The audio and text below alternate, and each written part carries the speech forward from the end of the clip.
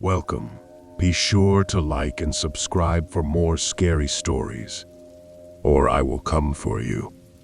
I'd like to thank Carol and Joffel for joining the Curator's disciples.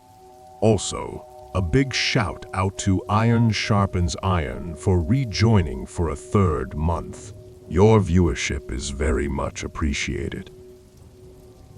If anyone would like early access to my latest stories and an ad-free listening experience, consider becoming one of the Curator's disciples. The link is in the description below. Today's story is particularly fucked up. Weak stomachs need not continue from this point. For everyone else, you're welcome. Without further ado, today's story, Chef Mama's Bone Broth, by the Curator. Look, I know people post fake stories here all the time. I'm not here to bullshit you. I've spent the better part of the last 2 years poking around the parts of the internet most of you never touch. I'm talking onion links, invite-only forums, encrypted channels, places so buried in layers of obfuscation it takes half a day just to verify they still exist. The whole rotting underbelly. I've seen things that would make most people vomit through their fingers. Cartel execution feeds, where the camera lingers on the twitching bodies. Skin markets, where human trafficking victims are auctioned with metadata like cattle. Live Russian roulette streams where the payout increases with each pull of the trigger. Some desperate junkie sitting in a basement in Minsk with a 38 and a death wish, hoping for a Bitcoin payout before his luck runs out. You become numb to it after a while. Or you think you do. That's the lie. You never actually get numb. You just grow another layer of scar tissue, like a callus on your soul. But some things still punch through. Some things hit bone. Nothing, and I mean nothing, fucked me up like what I saw last night. There's this site, some call the Bone Broth Channel. It's not indexed. Doesn't appear on any dark web link trees or standard directories. Most people don't even know it exists. Hell, I didn't either, until someone dropped a rotating invite link into a closed forum I moderate. The link expired in 30 minutes.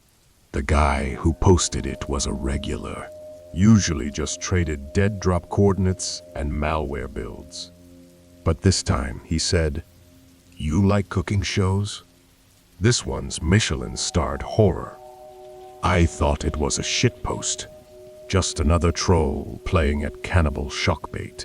But curiosity is a currency in this world. You spend it, whether you want to or not. That's how the spiral works. That's how it pulls you deeper. At first glance, it looked like a parody. I swear to God, the landing page was almost whimsical.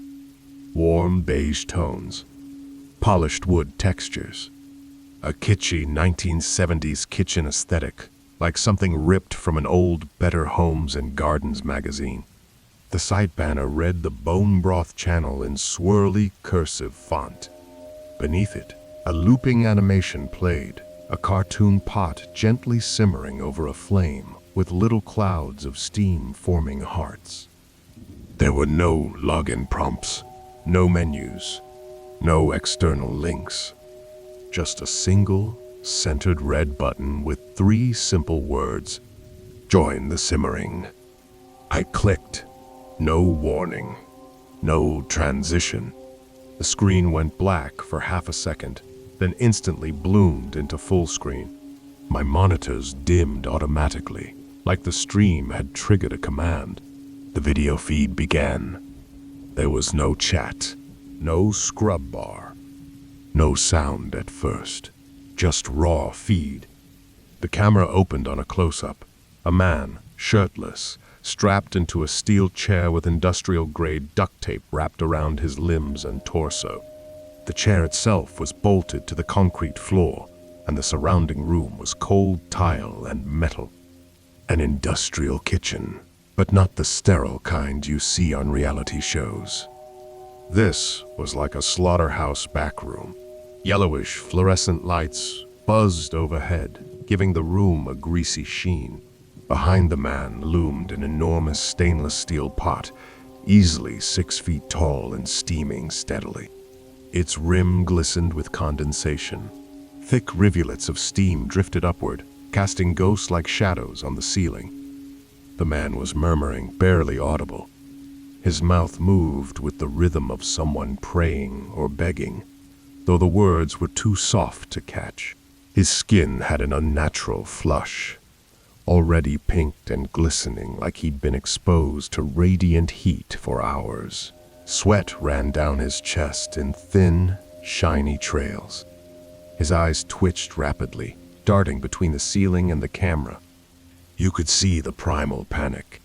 Not movie terror. Not acted. The real kind. The kind that makes people piss themselves. Then she entered the frame. Chef Mama. That's what they called her later. She glided into view like she was walking onto a game show set. Her appearance was jarring, surreal in the worst way. She wore a pastel blue 1950s style housewife dress, cinched at the waist with a ruffled apron that had faded strawberries printed on it. Over her scalp, a stiff, synthetic brown wig curled in tight, unnatural loops like a department store mannequin. Her shoes were pink slippers.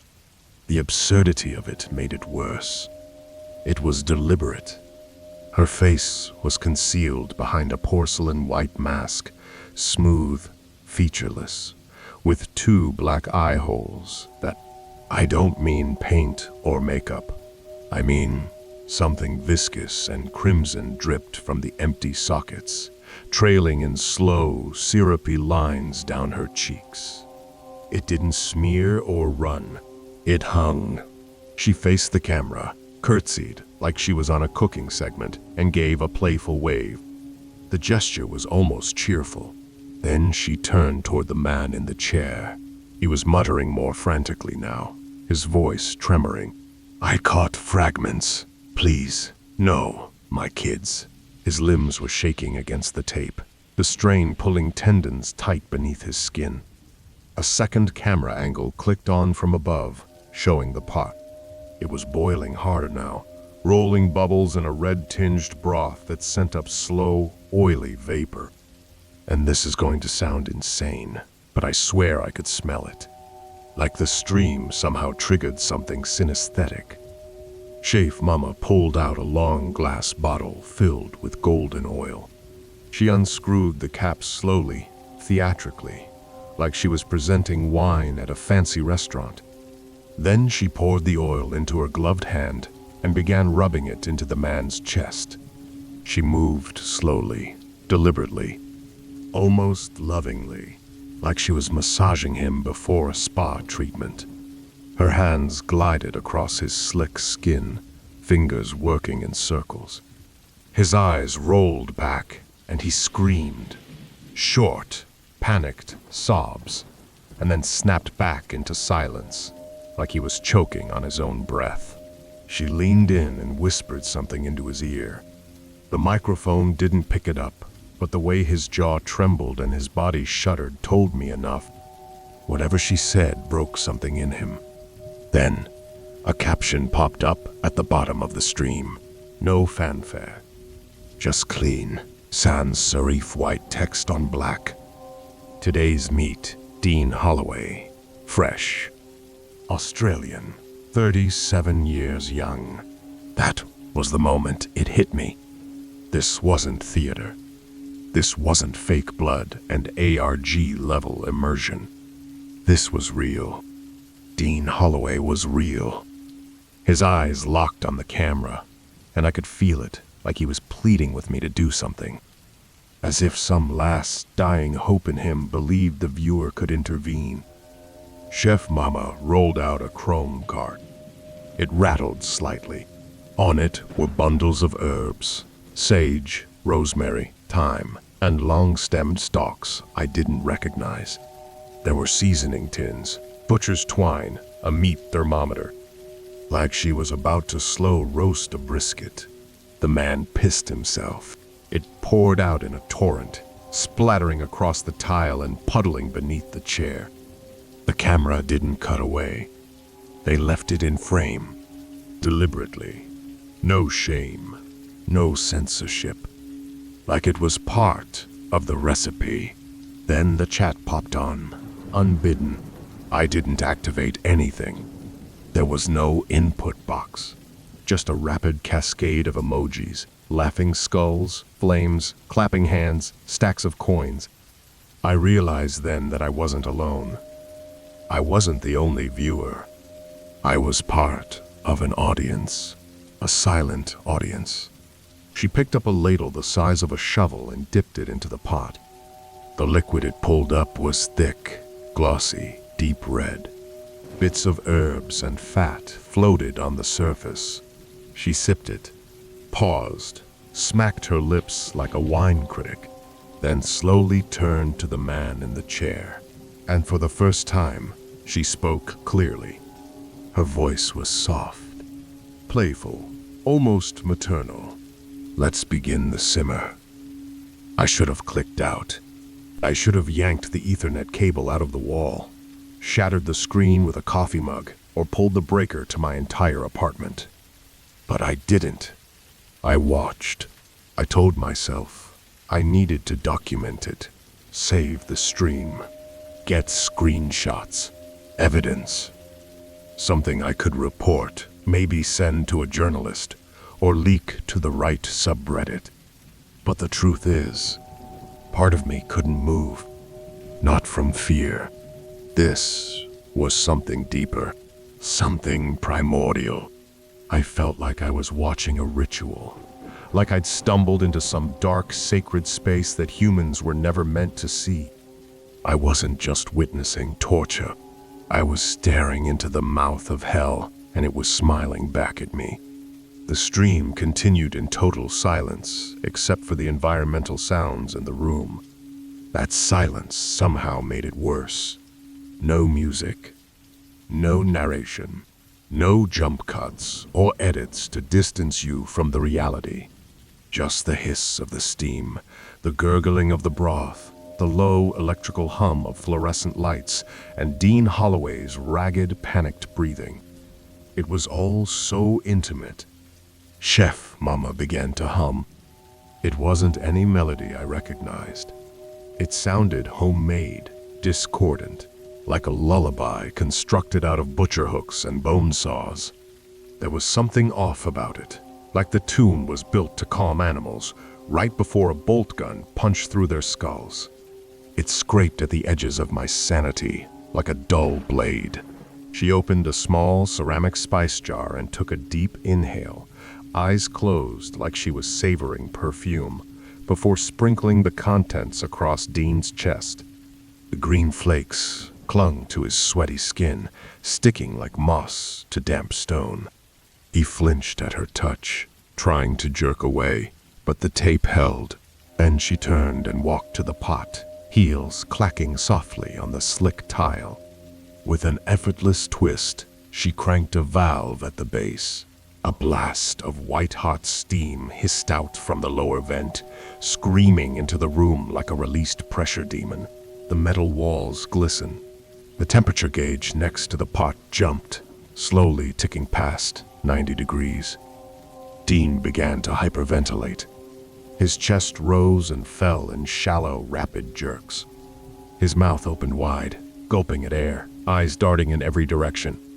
He wasn't begging anymore. He was trying to stay conscious. His mind knew what was coming, and it was losing the fight against instinct. Then, without a word, Chef Mama wheeled over a stainless steel ramp from the wall. She lined it up with the pot like she was backing in a delivery truck. That's when it hit me. What was about to happen? I realized maybe 2 seconds before she moved. And by then, it was too late. With a practiced motion, she unlocked the steel chair from its floor bolts. attached a mechanical hoist to the back of the frame, and began raising Dean into the air. He convulsed, body shuddering, legs kicking helplessly against gravity. You could hear him now. The mic picked up everything. He was making sounds, not words, not even screams, just raw, primal noise, like an animal being dragged towards slaughter, knowing exactly what comes next, but powerless to stop it. The camera cut to an overhead shot, angled directly above the pot. The hoist swung him into position, gently, like it was placing a roast into an oven. The bubbling broth below was dark and oily, spitting little flecks of red against the steel rim. Herbs floated in lazy spirals, and then his feet touched the surface. He shrieked so loud the mic clipped, distorting into a static screech that made my speakers vibrate. His whole body seized, tendons standing out in his neck like steel cables. The steam shot upward, engulfing his lower body in white. But the audio didn't stop. It kept coming. He screamed like something ancient was being ripped from his soul. He screamed like a man who was boiling alive. Chef Mama stood by the pot with the poise of a woman checking on her slow cooker. One hand held a meat thermometer, the other a long-handled spoon she used to lazily stir the liquid. She nodded to herself as Dean's legs vanished beneath the foam. The chat activated again. A window slid up the side of the screen with a pole overlay. How long until he goes under? 2 minutes. 5 minutes. Let it simmer. The top vote, lit up in bold crimson text. Let it simmer. Blisters bloomed along his thighs and calves, like ballooning tumors. Flesh peeled like overcooked chicken. The broth took him up to the knees, then passed. His screams never stopped. His lungs were iron, or they had help. She must have drugged him with something. A paralytic to keep him from thrashing, maybe mixed with a stimulant to prevent unconsciousness. Or worse, a pain enhancer, because he stayed awake. He stayed aware. His eyes never dulled. They were wild, savage, filled with the horror of a man whose body was betraying him by surviving. Then he puked, mid-air, right there in the rig. A chunky yellow stream of bile poured down his chin and splashed into the broth. Chef Mama didn't flinch, didn't even look up. She stirred it in, like she'd just added garlic. Eventually, his screams changed, not because the pain stopped, but because his lungs were failing. They came out ragged, then hoarse, then just rasping moans. His arms, still above the waterline, were curled into claws. The skin around his fingers was turning white. His nails were lifting. One popped off. It floated. She leaned in, bent close, as if sharing a private joke with an old friend. And then she whispered, "You flagged me once, remember? You clicked that little button. Safety violation. Harmful content. You canceled me." I froze. I felt the blood drain from my face. This wasn't random. She knew him. This wasn't some sick livestream roulette. This was personal. Targeted. Revenge cooked slowly, deliberately. She straightened and turned her face, mask dripping red from Dean to the camera. Her voice still sugar-sweet. "Don't worry. He won't flag anything else. But we're making use of him. We don't waste meat here." Then the camera panned to a shelf in the far corner of the room. Neat rows of mason jars sat in recessed compartments, lit from beneath like a high-end wine cellar. Each jar was filled with thick, dark liquid, some black, some rust red, some grayish. Each had a handwritten label. Torres, bone marrow, 2023. Maggie D. Liver oil, full-bodied. Connor. Vegan, weak flavor, with a sad face drawn in Sharpie. I felt my stomach turn. Then the camera cut back. Dean's head was the only thing left above the broth now. His lips quivered, trying to form words, maybe a prayer, maybe just gibberish. All that came out were bubbles. Mama walked forward and stroked his forehead, gently, maternally. Then, without a word, she pressed her palm against the top of his skull and pushed. He vanished beneath the surface. The last thing I saw was his mouth opening in one final scream that never reached my speakers. The mic didn't pick it up. Steam exploded into the lens, blinding the frame.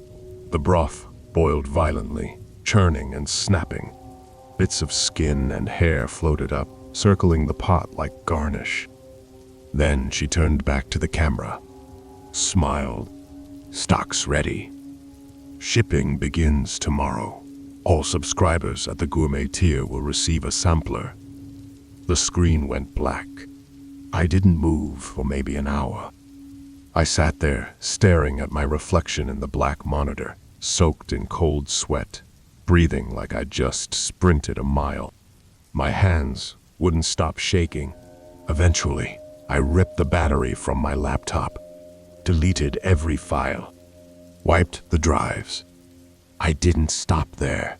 I poured isopropyl alcohol into the ports. I smashed the SSD with a hammer. I dropped the remnants into a storm drain 2 blocks from my apartment. I don't know if any of that matters. It doesn't feel like it does. I haven't slept since.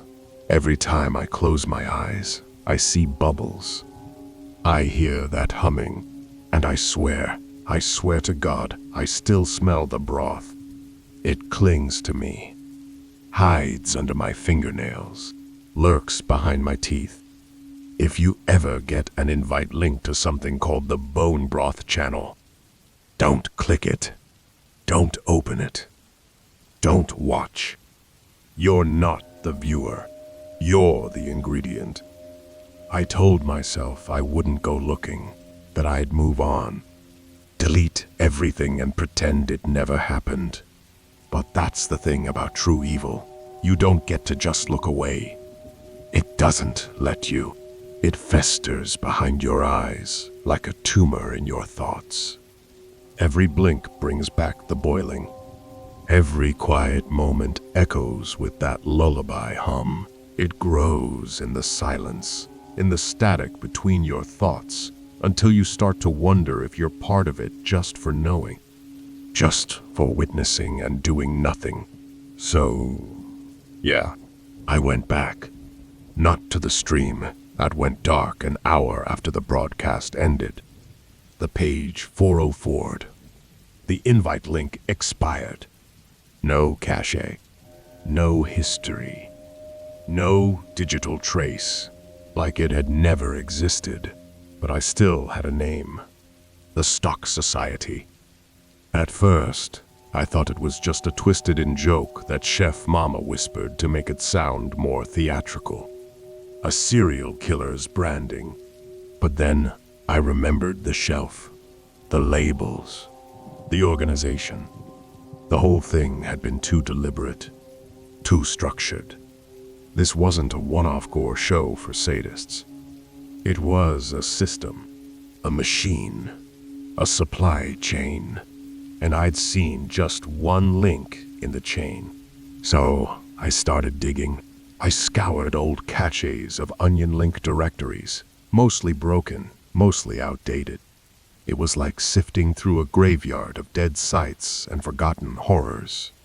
But then, buried inside an archive that hadn't been updated in over a year, I found it. A single line of text under a header that just said, "Culinary Luxury, Stock Society PDF." I downloaded it. No virus. No trap. Just a PDF. It opened to what looked like a minimalist wine catalog. But instead of vintages and vineyard regions, there were names. Real names. Each entry was stylized like a tasting note. Limited run, Holloway broth, smoky, notes of fear and desperation. Great with lamb. Gillian tea, classic bone broth, tenderized before simmering. 92 kilogram. Full body. Medium spice. Each item had its weight, estimated yield, recommended pairings, and prices. Some of the jars were listed at 2 Bitcoin or more. That's over $180,000 for a jar, for a few 100 mil of liquefied human being.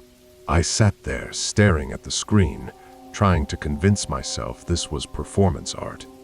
Some ARG pushed to its furthest limit. A sick joke. A provocation. So I cross-referenced a few names. Nothing deep, just casual searches. The kind you do when you're looking up an X. But one of the first hits? A missing persons bulletin from New South Wales.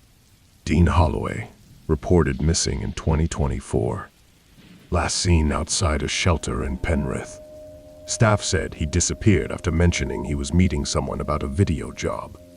Another name matched a young woman from the Gold Coast. Reported missing in 2023. No foul play suspected. The police note said she likely left voluntarily. One entry matched a German backpacker who vanished hitchhiking north from Sydney.